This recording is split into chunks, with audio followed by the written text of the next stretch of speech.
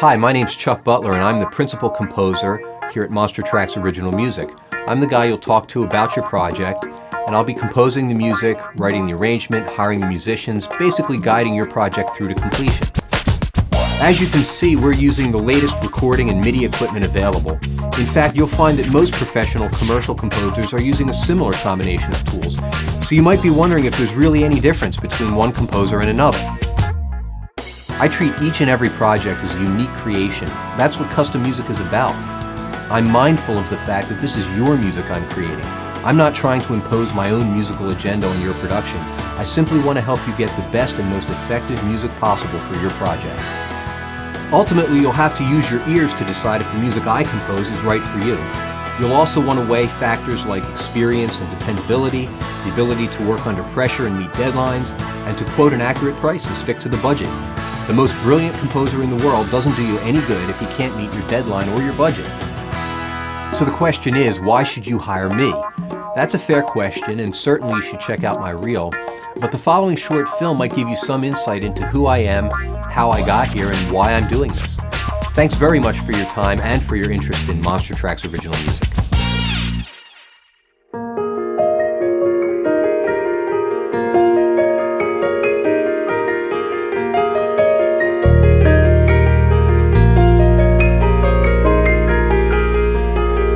Well, I've been making music for as long as I can remember. My mom grew up with a piano in her house, but her parents couldn't afford to give her lessons, so she was determined I would have piano lessons and started me when I was 5. I remember every night after dinner, my mother would set an egg timer on the piano. I had to keep practicing until that egg timer ran out. When I got to 5th grade, I joined the school band and took up the French horn. That was my dad's idea. The band director realized I was picking up the horn pretty easily and eventually heard me play the piano. He took me under his wing and began teaching me music theory and jazz.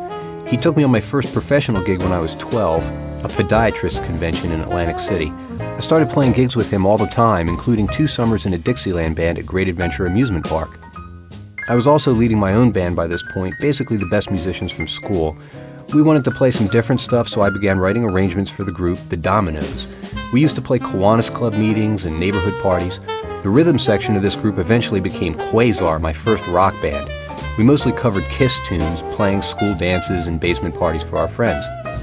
When I got to high school, I had to take up the trumpet because there was no French horn in the marching band. I continued to play French horn in the concert band, though, and was good enough to be selected to all South Jersey and all-state orchestras each year. I made the all-state jazz band on piano and was even selected to sing in the all-state chorus one year. When I was 16, I joined a jazz group and began gigging regularly, sometimes 5 or 6 nights a week, which was tough going to high school. I taught myself to play some guitar and bass around this time and joined a metal band called Exodus, playing original tunes and covers in local rock clubs. It wasn't unusual for me to go to school all day, play a jazz gig on piano from 8 to midnight, and then go to a local rock club and play a late-night heavy metal set on bass. It sounds crazy, but by this time I had made up my mind that music was going to be my life. I began thinking about college, and my high school band director convinced me to give Berklee a serious look. I started at Berklee in 1983 and studied arranging and film scoring. Berklee was the perfect fit for me, but after my second year I decided I could learn more by performing.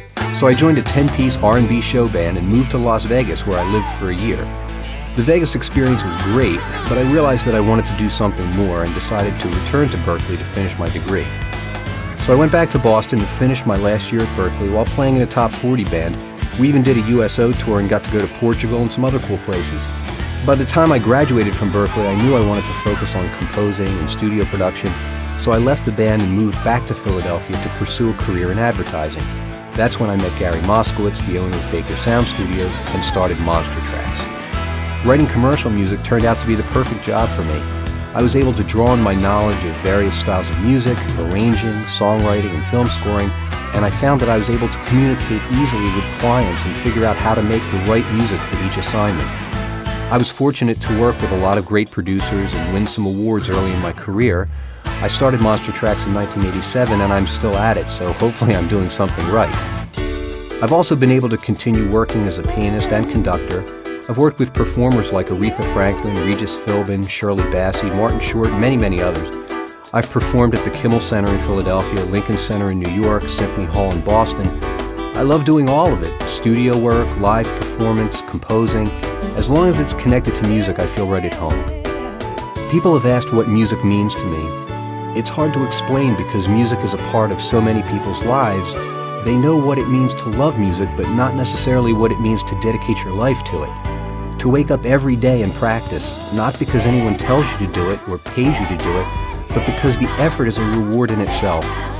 You show up at a gig even though you're feeling lousy because there's no calling out sick for musicians. Staying up all night writing and rewriting a piece of music because the client needs it by tomorrow and they called you and trusted you to get it done. I owe everything in my life to music. Those aren't just notes on a page to me or a catchy tune or a cool beat. The music I create is part of me. It doesn't matter whether it's a film score or a TV theme or a national spot or a local jingle. Each project represents my ability to continue doing this thing I love, this thing I've dedicated my life to, and that means everything to me. I'm grateful for every opportunity to continue working as a musician and composer, and I hope that my clients hear that enthusiasm and spirit in everything I do.